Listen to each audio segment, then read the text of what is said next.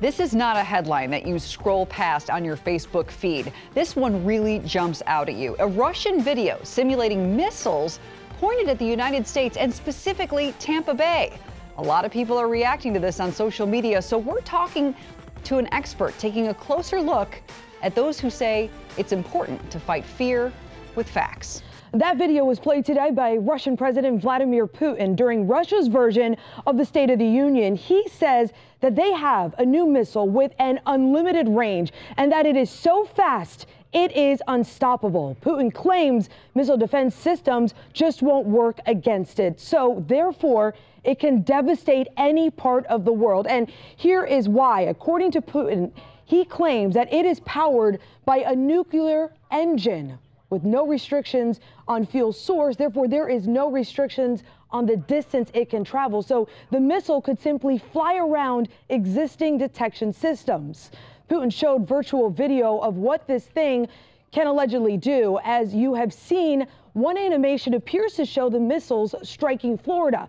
We don't know why here.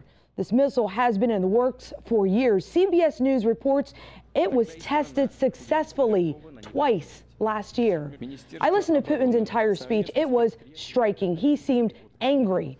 And at one point, he accused the West of, quote, ignoring us. Nobody listened to us. Well, listen to us now.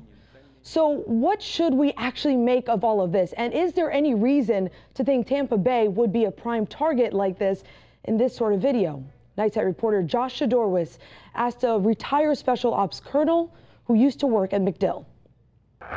It's a bird. It's a plane. No, it's a Russian nuclear missile barreling toward Tampa Bay. That was, I don't know who did that, but that was amateur. This is Stu Braden, a retired Army Special Forces colonel. He founded the Global SOF Foundation in Tampa, which consults special ops forces across the globe, including in places like Ukraine. His take, this is just Putin putting on a show for the Russian people. That's how he maintains power. He has to create, national fervor. So he's trying to unite his people behind some new technological advantage. No doubt, though, showing missiles headed toward Tampa to illustrate that has a Cold War feeling for many.